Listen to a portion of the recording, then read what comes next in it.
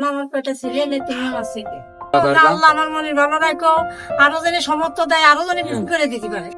আসসালামু আলাইকুম দর্শক, আজ আমি এই ইফতারি গুলো যাকে দেব তার কোনো ছেলে নাই, তার কোনো মেয়ে নেই, তার কোনো স্বামী নেই, এক বৃদ্ধ মাকে এই ইফতারি গুলো দেবো।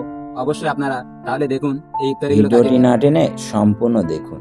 আর যদি ভিডিওটি ভালো লাগে অবশ্যই একটি লাইক এবং একটি কমেন্ট করে পাশে থাকবেন।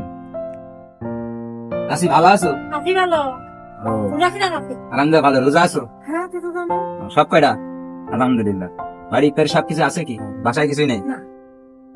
তোমার জন্যই আমি এই যে মুড়ি নিয়ে আসি, ঠিক আছে? হুম। আলু আছে, পেঁয়াজ আছে, এখানে ছোলা আছে, ঠিক আছে, মানে সিমাই আছে, তারপরে ছোলা আছে, লবণ আছে, আর সাথে চিনি আছে, আর সাবান।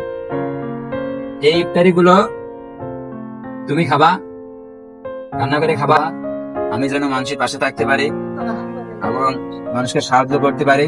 ভালো কিছুই করতে পারবা, আমি বললাম তুমি ভালো কিছুই করতে পারবা। আমার জন্য দোয়া করবা, দোয়া করবো না আমার পেটে ছেলে নেই, তুমি আমার ছেলে।